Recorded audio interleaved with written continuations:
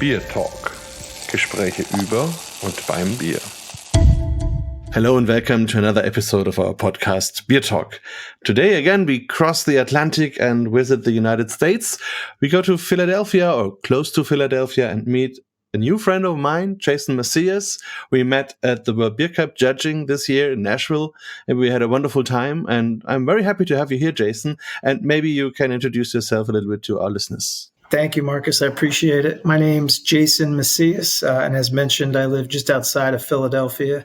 Currently working at Zuckerman Honickman. We're based in King of Prussia, Pennsylvania. Again, just outside the outskirts of Philly. Yeah, for a German, it sounds crazy. Someone living in a city called King of Prussia. Do you have any idea why the name is this? There's definitely a lot of historical German immigrants and settlements in and around the area.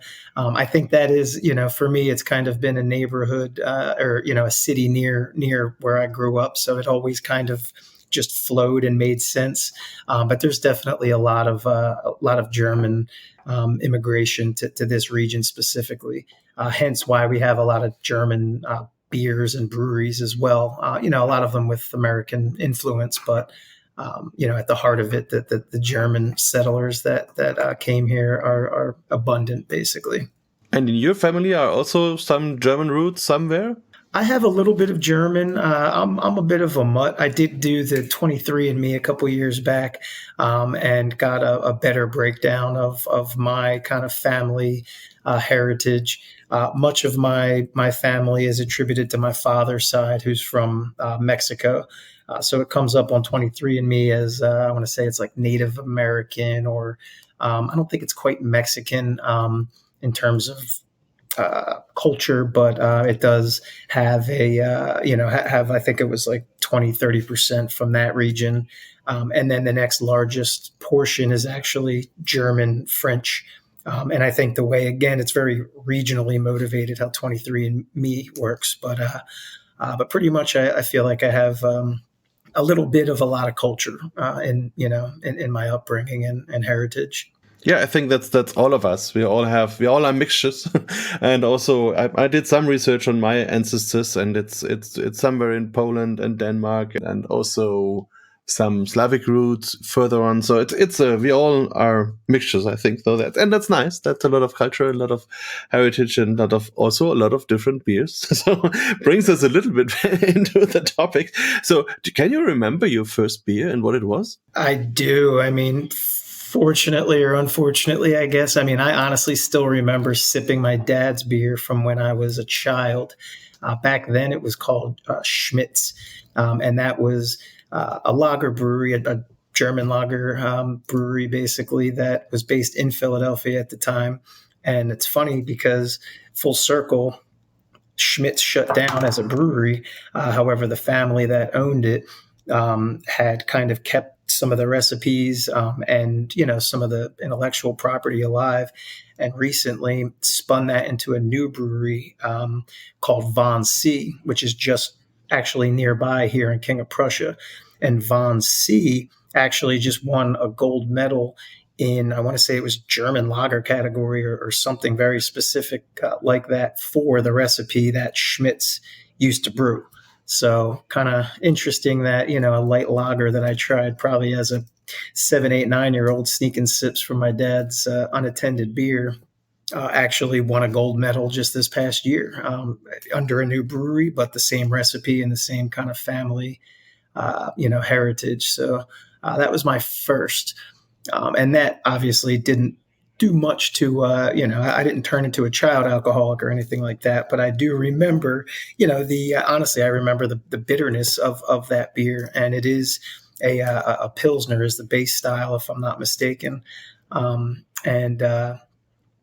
then fast forward, to college, when I was probably about, honestly, like 17 or 18 at the time. And I was working as a server at a local brew pub. Basically, it was a craft brew pub called Independence. It was located right near the Reading Terminal, which is a tourist destination here in Philly. And that's where I got my first taste of craft beer, I guess. I remember I want to say it was a winter spiced lager or something that they brewed on site. And, just tasting the maltiness and the higher alcohol, was just really came together for me. So that kind of wet my whistle on the craft beer circuit, so to speak. And then started kind of homebrewing myself. So I got to experiment with a lot of different flavors and was really interested in the historical heritage and almost the history of each beer style and how each had a very specific kind of geographical story to tell. And that really just kind of kept my interest and, kept me occupied while I found myself tasting, different styles from all over the world, basically. And how was it like to become a home brewer in these days? So did you go to a shop and buy some stuff and then you started, or did you occupy your mother's kitchen, or how did it go? No, it's a good question. I had a good friend of mine, Rich, who my back in when I was in college, I was my main activity was skateboarding. So a lot of times I would, that would be my spare time, as I would be out in the streets, or at skate parks, skateboarding.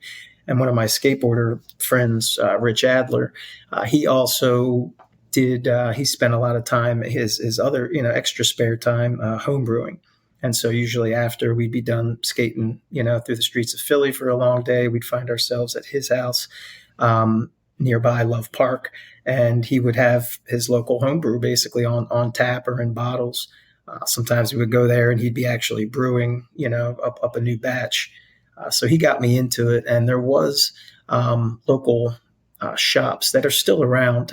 Philly Homebrew Outlet was my kind of local shop. And at the time, I think there may have been some online options to order, but I was very hands-on and tangibly kind of educated. So I like to have the actual shop to go and hang out. I became real close friends with all the owners, and oftentimes would brew my homebrew recipes on their shop system, just because they had a lot of bells and whistles that I didn't have at home, as far as pumps or, better equipment, better ways to clean it, things like that. So that was, kind of my intro into the home brewing world.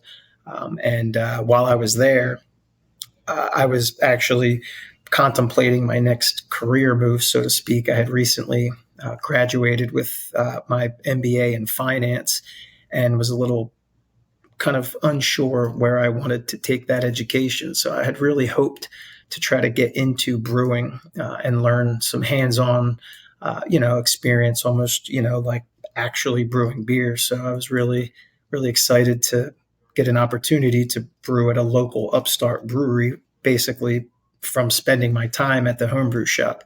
The homebrew world is kind of small when you think about it. So I think just kind of putting that energy out into the world that I was looking to get into, a new kind of career, a new job. And a few weeks later, after I had made that decision, I made applied to a couple positions and got a job as an assistant brewer at a local brewery called Vault.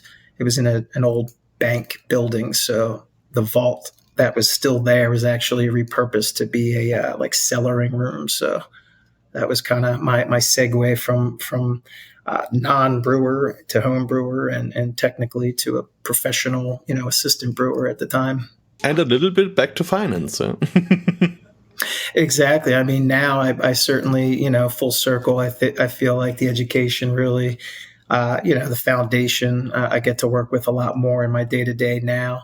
But at the time, my family did think I was a little, a little sick or not feeling well at the time, because I think they thought I would, kind of pivot and take a role in a bank or, in some Philly high rise, just kind of jamming keystrokes and shuffling emails here and there. But, I really knew that I wanted to do more than just kind of be involved in finance. I wanted to use my education and build onto it in a way that, I felt would be more useful with like my hands, my body, and my kind of education. So I was really excited to, I kind of knew how that my path wouldn't end as an assistant brewer. But I think my family was, not so convinced at the time. Of course, of course, they always want the best for you if you ask them, and for them, okay, a clear job, an easy job, and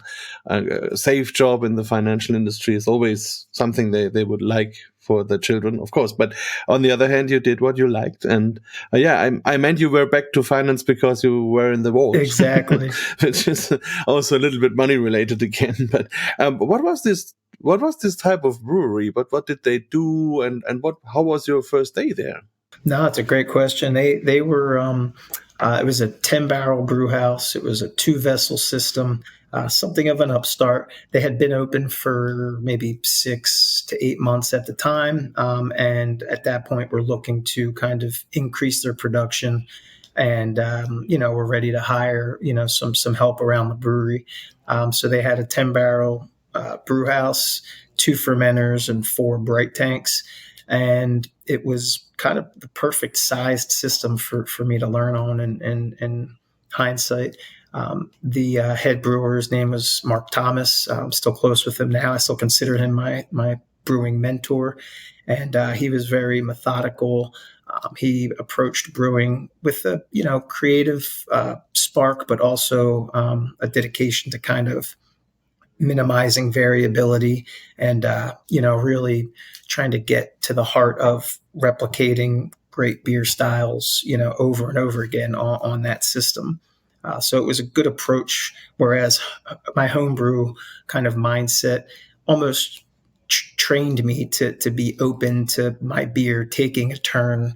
And I feel like homebrewers are very they obviously want to try to keep beer styles consistent or their recipes consistent, but oftentimes, the homebrew scale and equipment can usually lead to variations pretty easily. So it was a nice change of pace to really kind of buckle down on the smaller details of brewing that I had kind of more or less rushed through as an actual home brewer. But now I could actually quantify, different pH better, or different Plato readings and things like that. It was the first time I manipulated my water profile before brewing. So things like that really kind of piqued my interest even more to a new career that I was just embarking on at the time. So we also experimented with maintained our draft systems there. So I got a lot of ancillary education from my time as a brewer. I took the Micromatic draft dispense course and learned a lot about other sides, I guess, to brewing. And we also experimented a lot with nitro beers as well as real ale in terms of like cask, firkins, or pins. And for us at the time, it was just a way for us to kind of turn one batch into more than just one batch, whether it be, pulling some of that beer into a pin and, additionally dry hopping it, or, different things like that allowed for us to make more with less at the time. It's a fascinating story and a fascinating variety of different beers and cultures you had in this brewery. Is it still existing? It is. They've actually expanded. They're now a larger production brewery. They do not still brew at the same location, but that location is still their flagship tap room. And they actually still use the bright tanks, although the fermenters and the brew house at this point had been sold.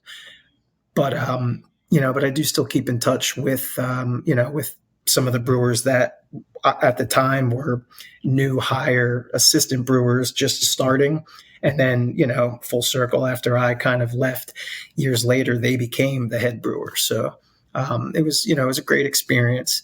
And they're continuing to brew some of the recipes that we pioneered back when I was there. So it's great to see the community kind of continue to rally around the local brewery and to see them successfully kind of grow into a new production space, grow into distribution. And, it's almost like a mini case study, in just another, new brewery and their path, I guess, towards success. That's also interesting. When I visited a lot of breweries when I was in Nashville and also before I was in New York, and every brewer I was asking, no matter if it was a new brewery or an older one or whatever, the first or second sentence was, "We want to grow." So we know next year we will be there, the year after we will be there, and then we buy this and then we have that. So this is very different to interviews I can do with European brewers, because they say, okay, for example, here in Germany, we exist for 15, 20 generations and we never grew. So we have our equipment, we have that size, we produce what we can, we are happy if we sell what we produce, and then it's all good. And it's a very different approach to the whole thing. And I think that's a huge difference, but also that's the reason why the US craft industry is where it is, because people are really driving it forward always, every time. So it's like in the DNA. It is. I mean, and I think, especially with my finance background, I mean, it seems like the definition of a business is to grow, generally speaking, and I think it's interesting because of what we've come through, post pandemic and all. I think growth is a relative term. And I think, growth can occur even with your numbers staying relatively stagnant, for example. I think you can grow your sensory program, for example. You can grow, your educational, how you train your staff and pair it with foods and things like that. So, I think there's, before the pandemic, I feel like there was little wrong a brewer could do by saying, their goal is to grow. I think, your investors want to hear that. Your customers want to hear that. You want to hear that, telling it to yourself. But in hindsight, I do think now, post pandemic, I think breweries are still looking to grow, but I think they realize they need to have a more solid foundation from which to grow on top of, or, grow towards. So I do still think growth is important. It's just, I would almost argue that growth has now been broken down into various segments, and it's not always necessarily barrels or, profitability. So you would say the pandemic has had a huge impact or made a huge change in the mind of American brewers? I mean, I don't know that it would. I mean, I think we're still seeing that. I mean, I do still think growth is important, but I also, back even when pre-pandemic, I mean, I feel like some brewers almost bet on growth, and, that change the dynamic of their brewery. I don't think all breweries are meant to grow in perpetuity. I think that there's space for breweries that are, I think now there's different, I guess, ways to approach it. If you're talking about profitability or long-term financial stability, obviously there's almost like a minimum sized brewery that can be profitable. I don't think you can have a 30-gallon homebrew setup and turn that into a profitable brewery, in any real scale. But that being said, I do think there's room for, the quote unquote smaller nano breweries that are 7 to 10 barrels that maybe only put out 1,000 barrels a year, and do that really well within their community, and let the your business, your growth almost come naturally. I think, for example, there's a couple breweries here in the States that are doing really well that don't distribute outside of the States. And I think that model was unheard of to distribution breweries, in the past. Like, they would feel like you're almost capping your potential growth by only distributing in your state.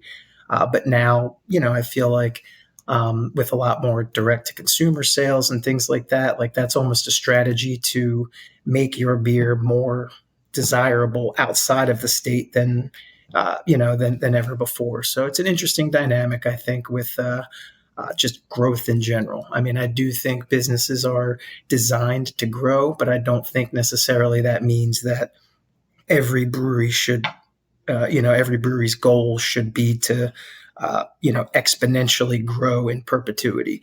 I think, with growth comes a lot more additional financial investment, employee retention and different educational investments into your business and brand. And I don't, again, I don't think all brands are best suited to, I guess, seek to grow at such a high clip. I think right now, especially post pandemic, I think a lot of brewers realized, they kind of had to clean up some business, blind spots that maybe they have been overlooking to make sure that they're fully profitable in all aspects of their business and not just necessarily, how many barrels they brew. Yeah, and maybe it's also a little bit in, if you think in like life circles, so that it starts and it grows, and the art is to start the next grow before the decline is too far. So like that. So if you want to have a continuous growth in your company, so definitely. Well, and that's, I think some brewers, some business folks, their goal is to start a brewery, grow it, and sell it, and then start again. It's almost like a serial entrepreneur in a way. I mean, I think to me though, I think that's definitely one way to look at it. But I think also that if your goal is to brew great beer continually and kind of you enjoy the size of and scale that you're producing on, growth can be found in other ways without necessarily expanding like your barrels by, exponentially, for example. But, I think, again, each business is a little different, and it's exciting to see the variety of businesses that succeed, or even ones that have trouble, and kind of learn from it. So, I definitely, think times are different, but I also think that the times of big beer just having an open blank checkbook looking to buy breweries is also up. So I think times have changed, and I think breweries are adapting their mindset, adapting their brew schedule, and adapting their growth model basically. absolutely, that's and that's a very good point. That also on the other side, the normal models don't work anymore. So now they all have to find new ways. But when you have been to the world, how long have you been there? And did you develop also own projects in this time? Smaller recipes here or there. I did we did a lot of one-off weekly kind of pins and firkins. So I had a couple recipes that they still utilize now. But that role really kind of pushed me into beer sales eventually. We had extra beer to sell basically at the time. We were just self-distributing and really weren't distributing much at all. And so I took it upon myself to kind of help grow the brand by embarking in some sales calls as well. Long story short, that kind of led to me selling more beer. They, were in a growth stage at the time, so they had to fill my role in the brewery that was now, since I was out in the field kind of selling. And then ultimately, the success of the brand dictated that the owners decided to sign with a distribution company.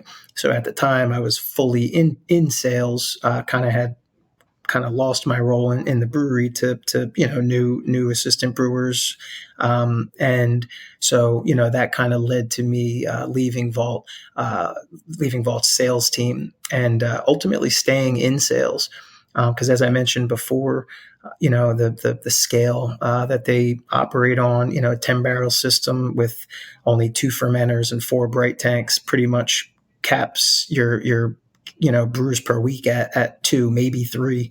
So, it was kind of perfect. At the time I had a young son. So, my family was, is and was important to me. And I think the knowledge or, the understanding that my job was pretty much like a 9 to 5, Monday through Friday job was very important. When I went to look for new brew jobs after, I kind of lost my role in on the sales side. Many other opportunities were at larger breweries that wouldn't have been the same dynamic. It would have been more of just kind of like a factory job in a way. I would have still been brewing, but they'd have been on bigger systems, so a little less hands-on, a little more just kind of shift work. So that didn't intrigue me. And, I stayed in sales, and that kind of catapulted me out of the brewery into sales, which was kind of my plan again, as far as my educational background. I kind of figured at some point I would spin the actual production operation side of things into something, that would be a little more kind of built on my educational foundation. So that the sales was kind of right up my alley. I found an interesting name. It's called Lucky Cat. Was that something you found afterwards? It is. So, I mean, after my time at Vault, I linked up with a brewery called Neshaminy Creek, and they're still in operation today as well. And so I was working beer sales for Neshaminy Creek. I kind of segued that role into a role with a malt company called Proximity. Proximity had done a special collaboration with Neshaminy Creek at the time. And so I got introduced to the sales team at that malt company, and we hit it off real well, and it seemed like a real good fit. And so, this is still kind of pre-Lucky Cat, but during that whole time, I was very involved in the Philadelphia beer culture, so to speak. I was a board member for the nonprofit organization that put on Philly Beer Week each year, and so that brought me kind of face to face with a lot of Philadelphia's beer leadership team. Kind of got to work with a lot of different beer distributors, brewers, and different tavern owners. And at the time, one of the tavern owners who had gotten along with me really well was his name Scotes. He owned a place called the Gray Lodge, which is in the northeast of Philly, and it was one of Philly's first craft beer bars. It operated for a little over 25 years, and they offered beer that at the time just wasn't really available in the form of different, craft beer from locally and from across, the country and globe. The pandemic pretty much put an end to that tavern model in that part of town, but Scotes had the wherewithal to kind of plan for the next step in his career and his evolution, and had gotten a brewing license, basically. And at the time, it was kind of tethered to his tavern. But he and I started working on what would then become Lucky Cat Brewing. We now are partners in Lucky Cat Brewing. And that, that's kind of a separate kind of side project, since I'm not technically the brewer, since we're not, we're kind of technically Lucky Cat Beer Company. We ended up partnering with two other independent beer breweries, one called Trogger and the other Broken Goblet. Broken Goblet is the location that we now call home, and basically we partnered up all three entities to create something of a brewer's co-op, so to speak. So the three independent brands all operate out of the same brewery, and we share a lot of the same kind of overhead and tap room and venue space at the location, which is just outside of Philadelphia as well. Very practical. It is. So, yeah. And, and it just really kind of everything really came together. Shortly after my time with Proximity, I had gotten an interview request from the company that I'm with now, Zuckerman Honickman, and they are basically a packaging solutions company that have been operating for over 4 generations in and around the Philadelphia area, and basically had started working for Zuckerman Honickman selling malt and hops. It was their first, kind of segue into the raw materials side of things, whereas ZH had primarily sold cans, bottles, and different packaging equipment in the past. This was, an experimental kind of project to get into raw material sales, basically. So that is kind of my day job still today. We did end up getting out of the malt and hops market. Just supply chains were a little bit difficult to manage and confirm. And I think, our wheelhouse really is packaging. So now I'm basically a packaging consultant. I specialize in aluminum cans and ends, although we currently sell everything from glass bottles to PET plastic, aluminum cans and ends, as well as flexible packaging. So I'm still, very much kind of involved in the brewing world for my day job here at ZH, and they really have a lot of great plans for the future in terms of just kind of working with brewers and other beverage companies to kind of supply their packaging needs. And it's really opened my eyes to a whole new part of the industry in terms of brewers now being co-packers for various other non-beer brands and, things like that. So it really just kind of flows into, I guess, everything sort of. Yeah, it's very interesting. We come back to the age in a moment. I just have a little thing just to mention with the Lucky Cat project. In many ways, it looked very interesting for me because I saw you do German beer styles like a double bock. Then you have the name Lucky Cat, which is more or less this Chinese animal. And I saw you made a beer for Groundhog Day, which is one of my favorite movies.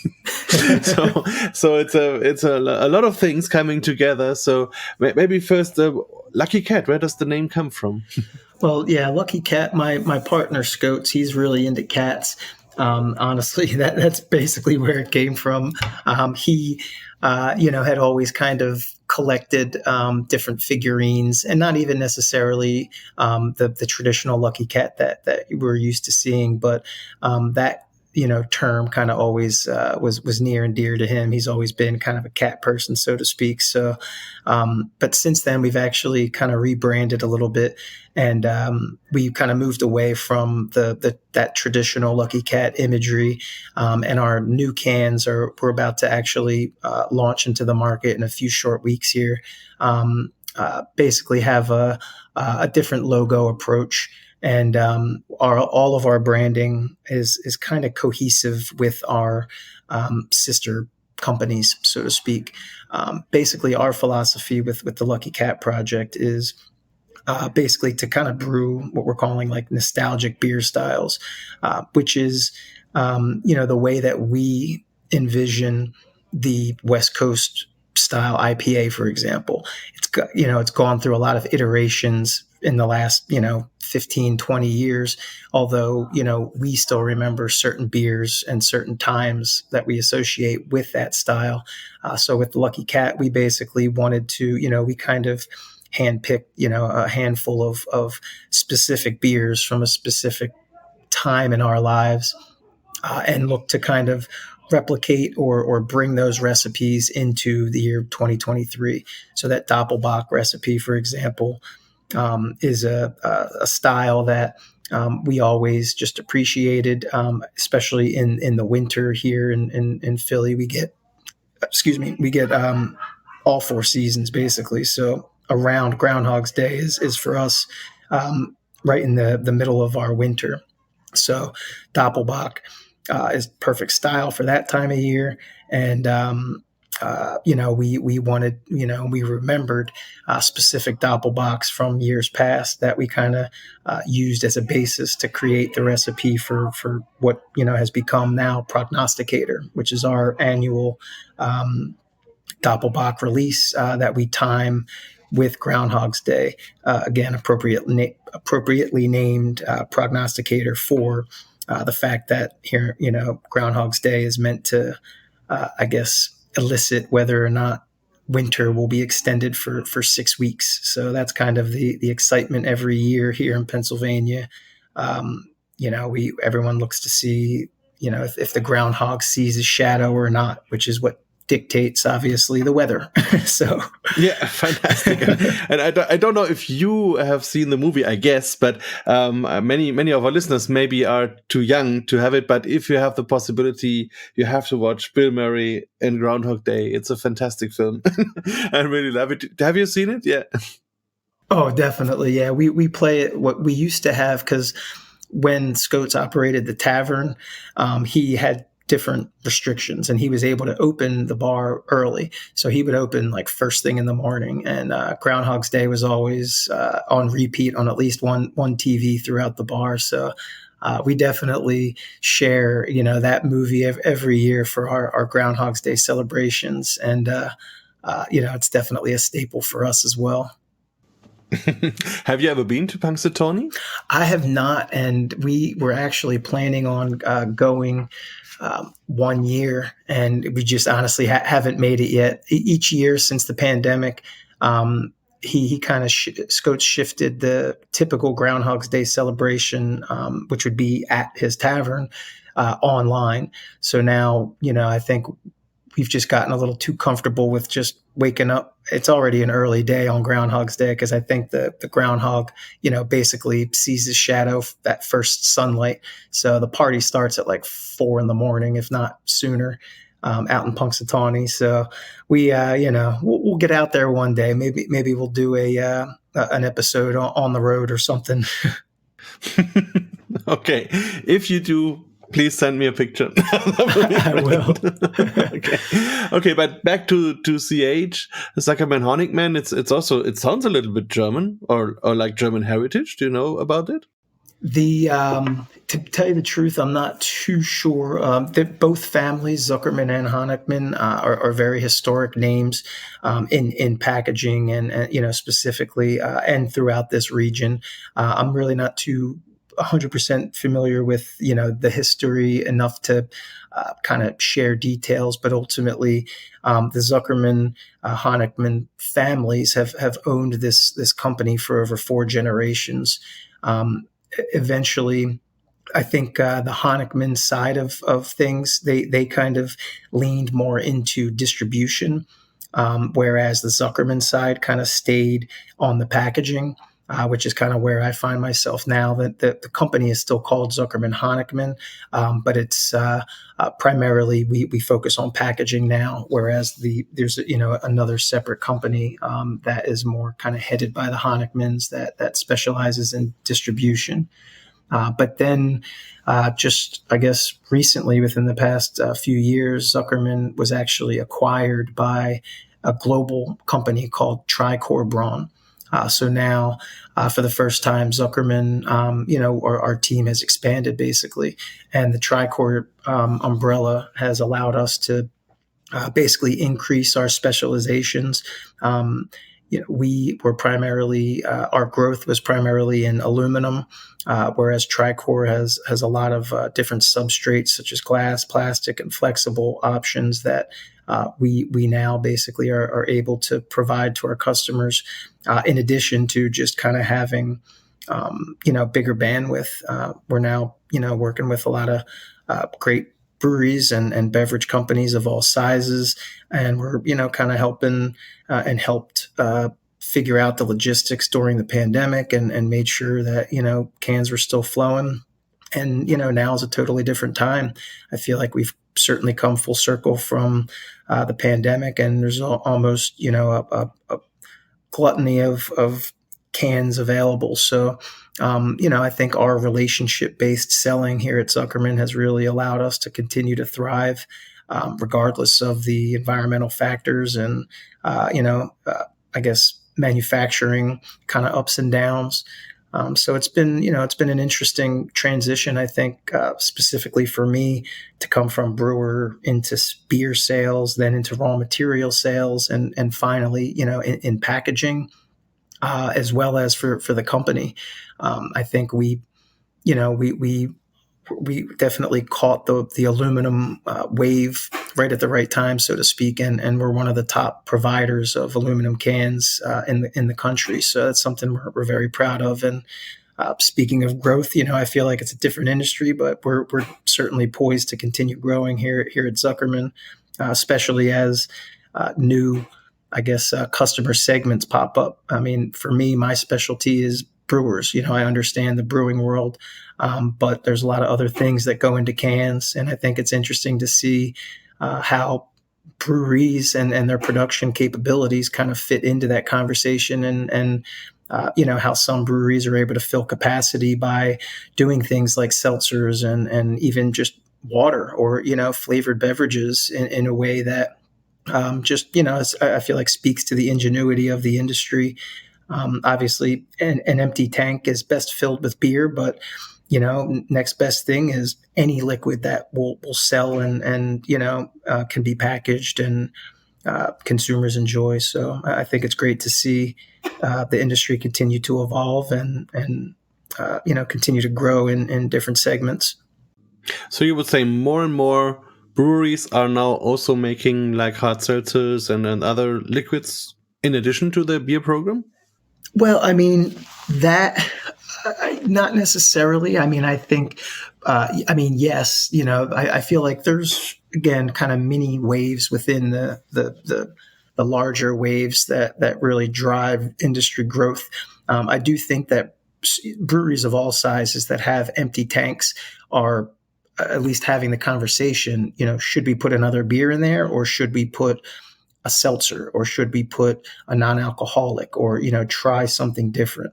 Then I think larger breweries, however, that have some of the bigger capabilities in terms of production space and canning or bottling capabilities, I think you're finding a lot of those breweries are now working with other non-alcoholic beverages, or even some alcoholic RTDs and things like that. But I think basically in the past, I feel like breweries only wanted to make their beer on their equipment. There would be contract situations, but that was a little bit not that less frequent and not the goal of a brewery, because I don't feel like I think the goal of a brewery was to brew it yourself and grow your brand internally. I think now there's more of an openness to either starting a brewery by contract brewing, and building your customer base that way, and then eventually down the road kind of opening a tap room and bringing it in-house, or also just other companies that are non-alcoholic, or other beverage companies just seeking someone who can package their formula in a can or in a bottle. So I think breweries are uniquely set up to do that, and therefore find unique opportunities to kind of fill some otherwise empty tanks or down space in their production schedule. Yeah, that's an interesting development. And also, if you talk about bottles and cans, so what is the ratio at the moment, and is there any shift? Is it now much more cans than bottles, or is it like a revival of bottles, or what is the market in the US at the moment? No, that's a good question. I mean, I think bottles, the production of bottles is very different, obviously, than that of cans. And I think bottles, for a lot of reasons, are more expensive to ship, even empty. Can be more expensive to manufacture and store and things like that. But I feel like bottles still are in demand for a lot of consumers. I think I don't want to get into too many specifics, but I think maybe a slightly older consumer would be more apt to lean towards a beer in a bottle, for example, as opposed to maybe some of the younger drinkers who are used to seeing their beer available in cans. And I think the availability of cans has increased drastically over the last few years with new plants coming online, whereas the bottle industry hasn't necessarily been expanding at the same rate. So new breweries looking to get glass find themselves, at the low end of the totem pole, or basically, not much is available. By the time all the larger breweries who have contracts and things like that place their orders, there's not much glass left. So it's a little bit more difficult to procure. But again, I feel like there's some breweries who, number one, they might have the bottling equipment. Their consumers are used to seeing their beer in bottles, so they're going to continue to put it into bottles. that being said, usually they also have a canning line or work with a co-packer or have like a mobile canner come in and do cans as well. Because I do think that the future is really in cans. I think consumers see cans as much more recyclable than plastic, I guess. But I do think that consumers see cans as more as better suited for camping or outdoor activities, whereas bottles are kind of traditionally like your mom or dad's beer packaging of choice. Yeah, that's a very interesting development, and I also see it here now in Germany. We are way behind, but I think at the moment we have about, let's say, 5% cans now in the beer market, so it gets also faster, and especially the newer ones which have also the younger target groups, they are more and more going into cans just because it's cheaper, it's easier also to ship and to have and to take with you and whatever. So a lot of advantages with cans in if you compare it with bottles. Also with I always say a can is a little barrel, so it's much better for the beer. And so, of course, as long as you drink it out of a glass and not out of the can, then it's good, in my opinion. Definitely. But one thing is, well, let's look forward. If I remember the old days when I was listening music, and I started with the old records, which you had your machine, you put them, and you had the rotation and whatever. Yeah. And then the CDs came up, and the records died, and then the MP3 files came up, and then there was a revival of the records. Yeah. So maybe in 10 years, 20 years, we will have a revival of bottles for maybe special beers or special editions or retro style things, maybe for that, but not as the regular thing for beer. So I think. Yeah. Well, I think the other part too is, it's interesting that we met on on very much like a qualitative journey. We were testing beer. Basically, we were judging beer, the liquid. But I think it's interesting how consumers are really affected by the branding and packaging. And I think cans offer brewers and marketers a much larger, almost canvas from which to market to their consumers. And beer bottles obviously have labels and are a little more nostalgic looking, but I think it's interesting to see a lot of the developments in digital can printing technology, for example, and just to see the focus that a lot of brewers put into their branding, because they realize, for better or for not, I feel like consumers are probably influenced more than 50% by the can, which has nothing to do with the liquid, but is arguably equally as important. Yeah, people buy because of labels, because of the design and all that things, and of course that's very important. And cans really can look very, very nice nowadays. And we just talked about yours, so yes. But also, what I think is very interesting, if you have your company with the bottles and cans and all these things, and then you also have raw materials. That's quite unique, I think, that a company which has bottles and can also sells malt and hops. So is that a new development, or did they always have this in the company? No, that was a new development, and it was pretty much a blip in the radar, I guess, because we ultimately ended up shutting that program down. The supply chain was just a little too difficult to manage. I mean, I think we're we're in a position now where our relationships with the current can manufacturing companies is very good, and we're able to we work with them very closely in order to help submit our orders in time so that they can create their ideal production schedule, ship them out, rinse, repeat. I think pre-pandemic there was a lot of kind of extra weight in terms of warehousing, and it just kind of it got a little fast and loose, and now the industry really tightened up. And the raw materials, as far as malt and hops, we weren't able to secure the same amount of guaranteed assurances. So, I found that, at the time I was selling almost, selling in a spot market, whereas my goal as a raw material salesman was to, sell spot market purchases in the beginning, but, look to create long-term partnerships with, contracted volumes.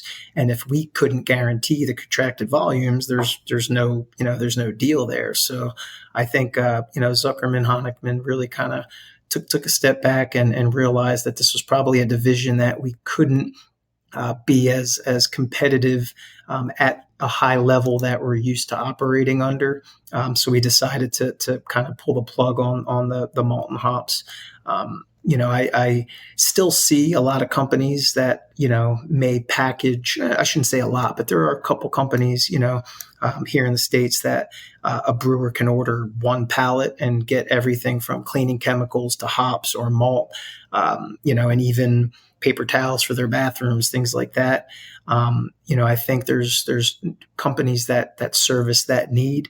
But I think, again, our team here at Zuckerman, I think our big value is our relationships with our manufacturers and our relationships with our customers ultimately.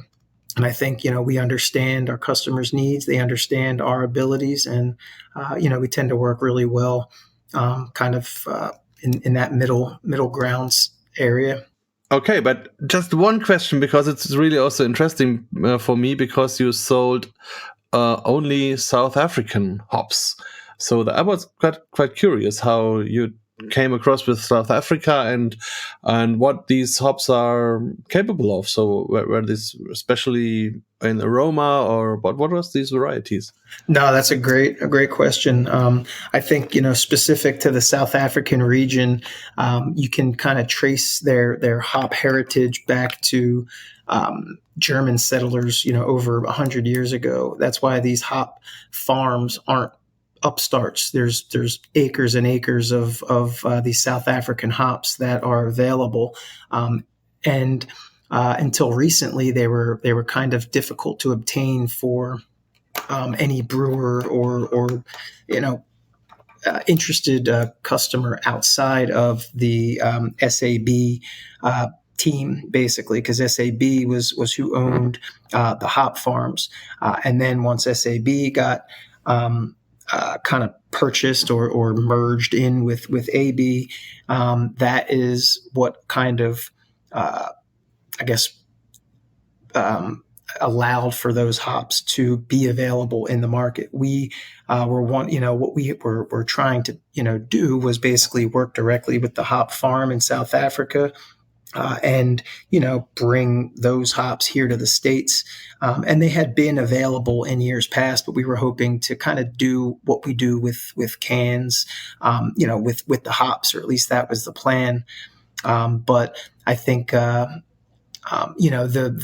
reality of hops versus aluminum cans are very different. The reality of the storage and logistical requirements to package and store hops is something that our network was not really suited for, or is not suited for, because it's based around cans, which are stored in ambient temperature warehouses, as opposed to freezers, for example. But again, I think that's something that Zuckerman Honickman was able to find. Was an opportunity that Zuckerman and Honickman was able to work through based on their relationship. I think it was, it also showed that ZH was always looking to kind of stay ahead of the curve, so to speak, and make sure that, that they're involved in the next big wave, as they were in aluminum. And I think there was a thought that maybe, these South African hops, or something unique that was unable to be really procured at high quantities in years past, was something that we could help with. But again, I think after we kind of tested the waters for probably about 18 months, we realized it was probably more difficult than originally anticipated, and it's it'd probably be best for us to leave the hops and malt to the folks that are really good at the logistics and selling of hops and malt, basically. Yes, for me, it's just interesting to hear that there is these South African hops and these varieties, and I was just curious how they taste. So, did you have beers with these hops? Are there special aromas? Oh yeah, definitely. I mean, I think the South African hops had a very like red berry character. Kind of throughout. They each are very unique, but I do remember all of them still. I mean, there was one is Southern Aroma, and that was very much more like a noble hop. It was a Saaz Hallertau. It was of Saaz Hallertau lineage, so it kind of had that kind of light grassy botanical character. It wasn't too pungent. It wasn't too high in alphas.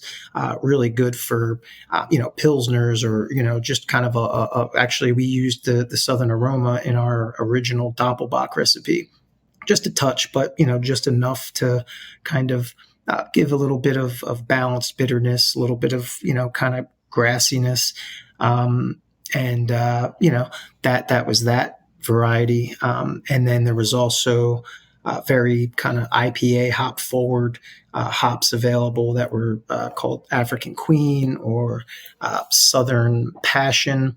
These had much higher alpha acids. As I mentioned, a more pronounced kind of red berry character.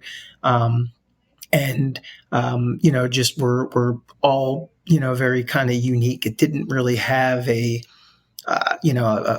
typical kind of piney West Coast, U.S. hop character, nor did it have much of like a melon pithiness that, some New Zealand hops had. So I was very, happy to work with the variety of hops. There was a couple experimental ones also that, that were real fun to kind of work with. I mean, there's a lot of the South African hops available. I know their acreage has been expanding the last few years as well.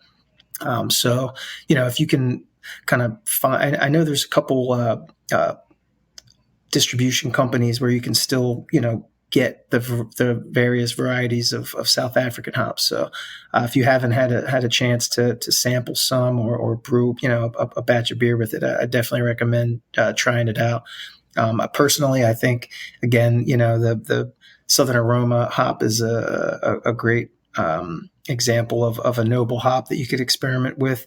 And I personally enjoyed brewing like a rye IPA with some of the more red berry leaning hops. I thought that it had just kind of meshed well with a touch of rye and really kind of brought out the the depth. So that was a couple of the ones that I remember. Yeah, really very interesting. So now you make me curious. I have to find a way to try beers with South African hops.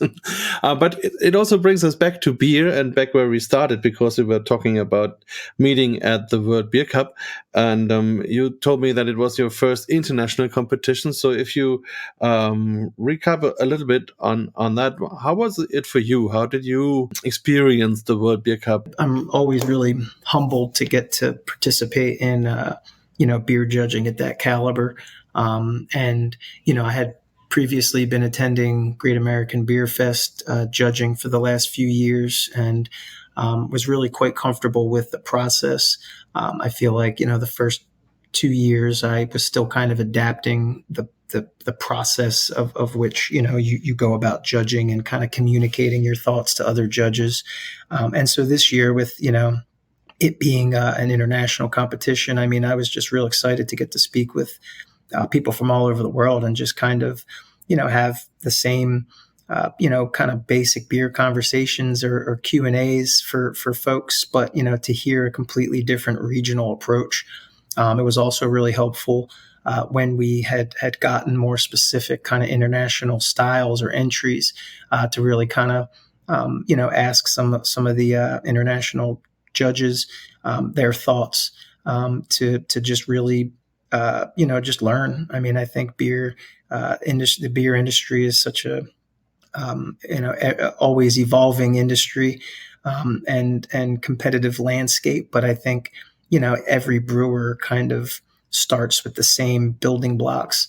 So the perception of how those building blocks are arranged can have a very regional dialect, so to speak. But, I think the beer community at large understands, at least what bad beer is. And then I think when we come together over good beer, I think it's really neat to kind of hear the nuances that come from those conversations. So for me, it was just a much more colorful experience, I think.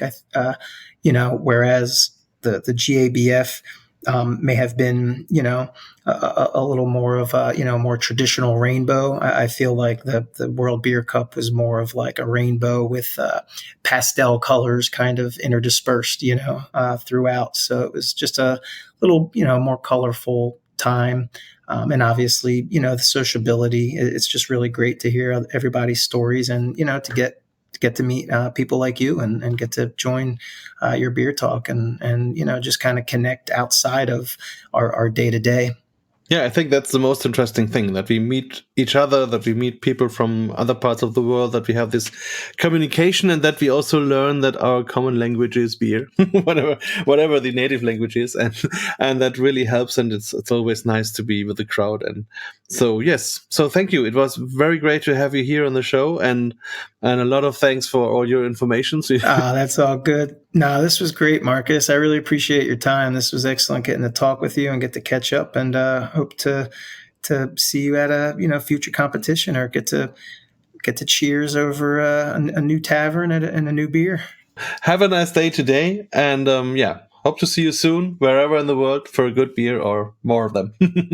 Indeed, Marcus. I appreciate your time. Thank you so much. BierTalk, der Podcast rund ums Bier. Alle Folgen unter www.biertalk.de.